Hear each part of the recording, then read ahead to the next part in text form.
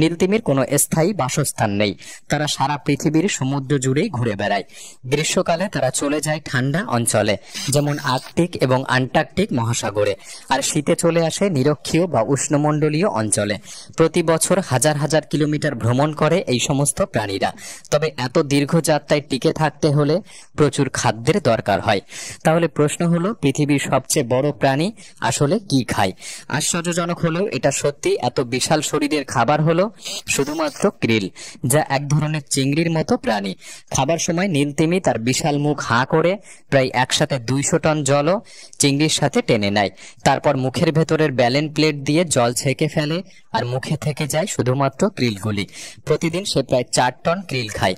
আশ্চর্যের বিষয় হলো, নীলতিমি কেবল এমন একটি প্রাণী খেতে পারে যেগুলি প্রতিরোধ করতে পারে না, অর্থাৎ শুধু krill-ই তাদের প্রধান খাদ্য। আর এবার আসে সেই ঐতিহাসিক প্রশ্ন, এত ছোট্ট প্রাণী খেয়েও কিভাবে সে এত বড় হলো? আগে বিজ্ঞানীরা ভেবেছিল জলে ভেসে থাকার কারণে শরীর বড় হয়েছে, কিন্তু সাম্প্রতিক গবেষণা বলছে আসল রহস্য হলো ফিল্টার ফিডিং, একসাথে প্রচুর খাদ্য খাওয়া কিন্তু তুলনামূলকভাবে কম শক্তি ব্যয় করা। ঠিক যেমন একটি গরু সারাদিন ঘাস খেয়ে শক্তি পায়, তেমনি নীলতিমি হাজার হাজার krill খেয়ে শক্তি সঞ্চয় করে, তবে তারা বেশি শক্তি অপচয় করে না। আর এটাই তাদের বিশালত্বের প্রধান রহস্য।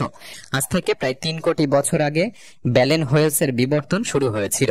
পরে 30 লাখ বছর আগে বরফ যুগ শেষ হয়ে এলে সমুদ্র ঠান্ডা হতে শুরু করে। সেই সময় সামুদ্রিক প্রাণীর প্রজাতি বদলে যায়, খাদ্যের উৎস ছড়িয়ে পড়ে দূরে দূরে। বেঁচে থাকার জন্য নীলতিমির প্রয়োজন হয় বড় শরীর, প্রচুর শক্তি আর দীর্ঘযাত্রার ক্ষমতা। বড় শরীরের কিছু বাড়তি সুবিধাও ছিল, এতে খাদ্য সঞ্চয় করা যেত, শিকারীর ভয় কম থাকতো, আর দূর দূরান্ত ভ্রমণ করা সহজ হতো। এভাবেই লক্ষ লক্ষ বছরের বিবর্তনে নীলতিমি আজকের আকারে পৌঁছেছে। কিন্তু জানেন কি, আজকের চেয়েও একসময় নীলতিমি আরো বড় ছিল।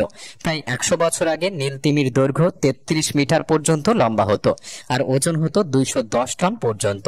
কিন্তু সবকিছু বদলে দেয় মানুষের লোভ।